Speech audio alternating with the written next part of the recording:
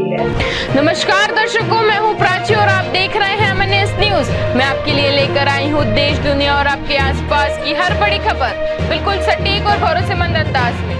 तो आइए शुरुआत करते हैं इन प्रमुख खबरों के साथ। ब्रजभूषण शरण सिंह को बड़ी राहत, महिला पहलवानों के यौन शोषण मामले में कोर्ट ने किया बली। भारतीय कुश्ती महासंघ के पूर्व अध्यक्ष और पूर्व सांसद ब्रजभूषण शरण सिंह को महिला पहलवानों के कथित यौन शोषण मामले में बड़ी कानूनी राहत मिली है। दिल्ली की राउज एवेन्यू कोर्ट ने सबूतों के अभाव में ब्रजभूषण शरण सिंह को बली कर दिया है। यह मामला देश भर में लंबे समय तक चर्चा का विषय बना रहा था और कई महिला पहलवानों ने उन पर गंभीर आरोप लगाए थे। ब्रजभूषण शरण सिंह जुलाई 2023 से नियमित जमानत पर थे। वहीं 2024 में अदालत ने दिल्ली पुलिस की चार्जशीट के आधार पर आरोप तय किए थे। इसके बाद इस मामले का ट्रायल शुरू हुआ था। आज आए इस फैसले के साथ अदालत ने उन्हें इस मामले में बरी कर दिया है। मामले से जुड़े अन्य कानूनी और राजनीतिक पहलुओं पर आगे भी सभी की नजर बनी रहेगी। दिल्ली मेरठ हाईवे पर कांवड़ियों की ट्रॉली से टकराई सरकारी एम्बुलेंस, हंगामे के बाद लगा लंबा जाम। दिल्ली मेरठ हाईवे पर कांवड़ यात्रा के दौरान उस समय अफरा तफरी मच गई जब एक सरकारी एम्बुलेंस कांवड़ियों की ट्रैक्टर ट्रॉली से टकरा गई। हादसे में कांवड़ क्षतिग्रस्त होने के बाद श्रद्धालुओं का गुस्सा फूट पड़ा। कांवड़ियों ने सड़क पर धरना देकर नारेबाजी शुरू कर दी, जिससे दिल्ली मेरठ हाईवे पर दोनों ओर वाहनों की लंबी कतारें लग गई। सूचना मिलते ही पुलिस और प्रशासन की टीम मौके पर पहुंची और श्रद्धालुओं को समझाकर स्थिति को नियंत्रित किया। शुरुआती जानकारी के अनुसार नोएडा के कांवड़िया हरिद्वार से गंगाजल लेकर लौट रहे थे, तभी मुरादनगर के प्रिया सिनेमा के सामने यह हादसा हुआ। फिलहाल पुलिस पूरे मामले की जांच में जुटी है और यातायात को सामान्य कराया जा रहा है। महाकाली मंदिर में युवक ने काट ली अपनी जीभ। विदेश से लौटने के 4 दिन बाद उठाया चौंकाने वाला कदम। ओडिशा के गंजाम जिले से एक बेहद हैरान कर देने वाली घटना सामने आई है, जहां मां काली के मंदिर में एक युवक ने कथित तौर पर अपनी ही जीभ काट ली। घटना के बाद वह मंदिर की सीढ़ियों के पास खून से लथपथ हालत में पड़ा मिला, जिससे पूरे इलाके में सनसनी फैल गई। जानकारी के मुताबिक बेगुनियापाड़ा ब्लॉक के हंसदूली गांव का रहने वाला किरण पात्र शनिवार की देर रात गांव के बाहरी इलाके में स्थित महाकाली मंदिर गया था। आरोप है कि वही उसने किसी धारदार हथियार से अपनी ही जीभ काट ली। इसके बाद वह मंदिर की सीढ़ियों के पास ही गिर पड़ा। रविवार सुबह जब ग्रामीण मंदिर पहुंचे तो युवक को गंभीर हालत में देखकर तुरंत एम्बुलेंस को सूचना दी गई। उससे पहले स्थानीय सामुदायिक स्वास्थ्य केंद्र ले जाया गया, जहां प्राथमिक उपचार के बाद उसकी गंभीर हालत को देखते हुए MKCJ मेडिकल कॉलेज एवं अस्पताल ब्रह्मपुर रेफर कर दिया गया। फिलहाल उसका इलाज जारी है।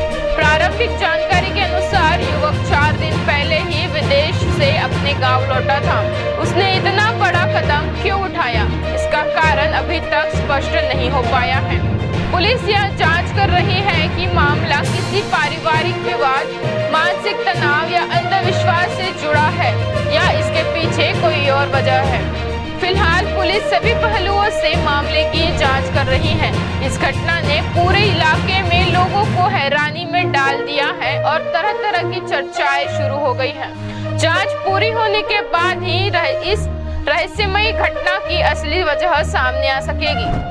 कर्नाटक पुलिस भर्ती परीक्षा में हंगामा, OMR शीट को लेकर भ्रम, कई अभ्यर्थियों ने किया एग्जाम का बहिष्कार। कर्नाटक के विजयपुर जिले में पुलिस कांस्टेबल भर्ती परीक्षा के दौरान उस समय हंगामा मच गया जब कुछ अभ्यर्थियों को OMR शीट और प्रश्न पत्र के सीरियल नंबर को लेकर गलतफहमी हो गई। इस भ्रम के चलते कई अभ्यर्थियों ने परीक्षा का बहिष्कार कर दिया और परीक्षा केंद्र से बाहर जमकर विरोध प्रदर्शन किया। यह घटना टिकोटा स्थित शारदा म्या पीयू कॉलेज परीक्षा केंद्र की है। अभ्यर्थियों का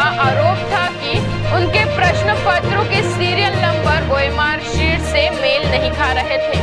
हालांकि केंद्र पर्यवेक्षकों ने उन्हें समझाया कि कर्नाटक परीक्षा प्राधिकरण यानी KEA के नियमों के अनुसार OMR शीट और प्रश्न पत्र के सीरियल नंबर का समान होना जरूरी नहीं होता, बल्कि अभ्यर्थियों को केवल प्रश्न पत्र का वर्जन कोड और अपना रजिस्ट्रेशन नंबर सही तरीके से भरना होता है। इसके बावजूद कई अभ्यर्थी अधिकारियों की बात मानने को तैयार नहीं हुए। उन्होंने प्रश्न पत्र लेकर परीक्षा हॉल छोड़ दिया और बाहर आकर हंगामा शुरू कर दिया।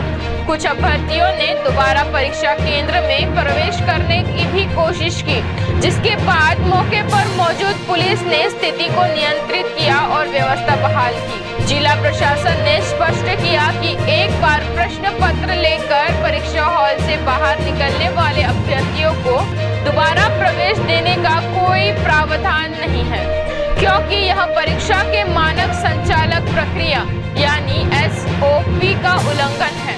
वही हंगामे की वजह से जिन अभ्यर्थियों की परीक्षा प्रभावित हुई, उन्हें प्रशासन की ओर से अतिरिक्त समय भी दिया गया ताकि उनकी परीक्षा निष्पक्ष तरीके से पूरी हो सके। अब जिला प्रशासन इस पूरे घटनाक्रम की विस्तृत रिपोर्ट तैयार कर KEA को भेजेगा, जिसके बाद आगे की कार्रवाई आधिकारिक नियमों के अनुसार की जाएगी। दिन दहाड़े महिला से सोने की चेन लूटकर फरार बदमाश, पूरी वारदात CCTV में कैद। उत्तर प्रदेश के गाजियाबाद के मोदी नगर से दिन दहाड़े चेन स्नैचिंग की सनसनीखेज वारदात सामने आई है। यहाँ स्कूटी सवार दो बदमाशों ने एक महिला के गले से सोने की चेन झपट ली और कुछ ही सेकंड में मौके से फरार हो गए। राहत की बात यह है कि पूरी घटना पास में लगे CCTV कैमरे में कैद हो गई है। जानकारी के मुताबिक गोविंदपुर की रहने वाली शशिबाला रविवार दोपहर अपनी बेटी से मिलने आदर्श नगर कॉलोनी पहुंची थी। जैसे ही वह गली नंबर 4 में बेटी के घर की ओर बढ़ी, पीछे से स्कूटी पर आए दो बदमाश उनके करीब पहुंचे। पीछे बैठे आरोपी ने पलक झपकते ही महिला के गले से करीब 2.5 तोले की सोने की चेन झपट ली और दोनों तेज रफ्तार में फरार हो गए। घटना के बाद इलाके में अफरा तफरी मच गई। पीड़िता ने तुरंत मोदी नगर थाने पहुंचकर शिकायत दर्ज कराई। सूचना मिलते ही पुलिस मौके पर पहुंची और आसपास लगे CCTV कैमरे की फुटेज खंगालनी शुरू कर दी। शुरुआती जांच में पुलिस वारदात कैमरे में कैद होने की पुष्टि हुई है।